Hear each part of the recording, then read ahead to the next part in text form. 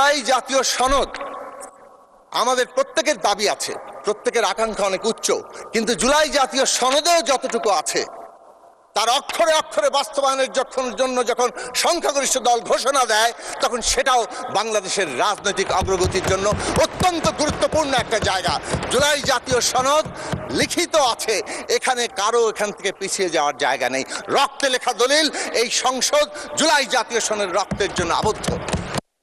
যে এই যে জমিন পাটাতন, এই পাটাতন তৈরি হয়েছে বাংলাদেশের সকল মানুষের মধ্যে, যে এই রাষ্ট্র ব্যবস্থা না বদল ঘটলে বাংলাদেশ এগোতে পারবে না। আমরা একটা ক্রস রোডে দাঁড়িয়েছি, যে ক্রস রোডে বাংলাদেশ এগোবে না স্থবিরতার দিকে যাবে, এটা নির্ভর করছে জাতীয় পুনর্গঠনের উপরে, যে জাতীয় পুনর্গঠন রাজনৈতিক, অর্থনৈতিক এবং অবশ্যই সাংস্কৃতিক। ফ্যাসিবাদ এই সব ক্ষেত্রেই বাংলাদেশকে স্থবির, এমনকি একটা বিপর্যয় অবস্থা সৃষ্টি করার জায়গায় নিয়ে গিয়েছে।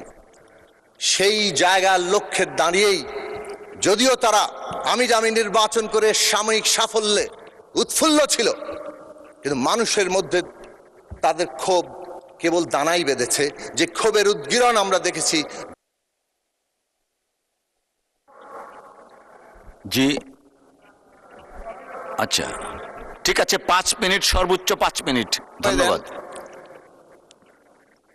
তো এই ধারাবাহিকতাই জুলাইয়ের ছাত্র শ্রমিক জনতার গণ অভ্যুত্থান তৈরি হয়েছে।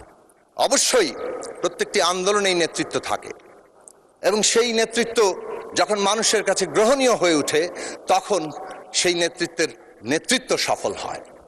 আমাদের ছাত্ররা সামনে এসেছিল, কিন্তু সেই আন্দোলনকে এই সমস্ত রাজনৈতিক দলগুলোই সমর্থন করেছে।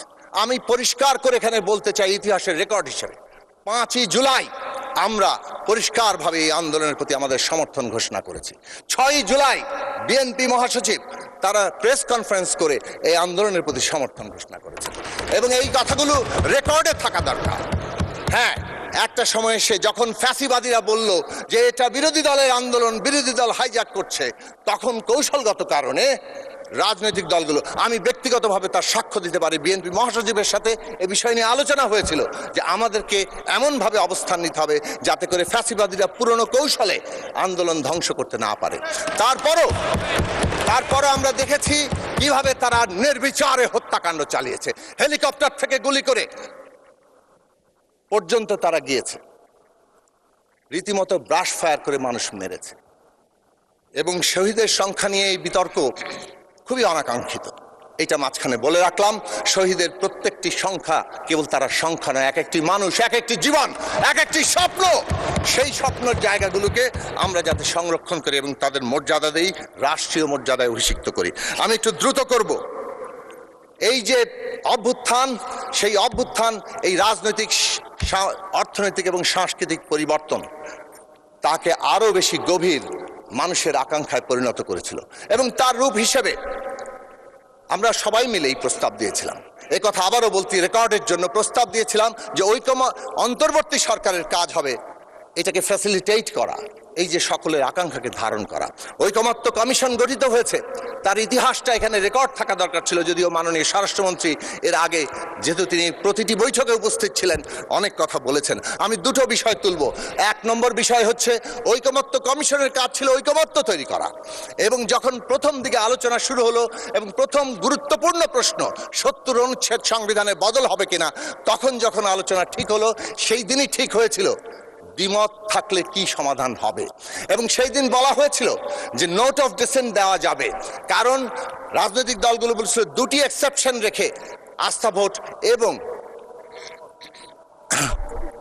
বাজেট, অর্থ বিল, এই দুটো এক্সেপশন রেখে 70 অনুচ্ছেদ করা। বিএনপি সহ আরো কয়েকটি দল বলেছিল আরো দুটো জিনিস যুক্ত করা দরকার, জাতীয় নিরাপত্তা এবং যুদ্ধ পরিস্থিতি, সংবিধান সংশোধন। তখন প্রশ্ন এসেছিল যে এখানে সমাধানের পদ্ধতি হবে নোট অফ ডিসেন্ট দেওয়া যাবে, এবং দলগুলো তাদের নির্বাচনী ইস্তেহারে তাদের প্রসঙ্গ উত্থাপন করবেন, যে দল বিজয়ী হবেন তাদের চিন্তা তারা বাস্তবায়ন করতে পারবেন, এবং সেটাই জুলাই জাতীয় সনদের লেখা হয়েছে। This is number 1, it should be recorded. Number 2, July জাতীয় সনদ নোট অফ ডিসেন্ট সহই আমরা স্বাক্ষর করেছি। প্রশ্ন ছিল সবাই যাবেন এবং যে দল বিজয়ী হবে তারা তাদের মতো করে করবেন। তারপরে আসলো বাস্তবায়নের প্রশ্ন।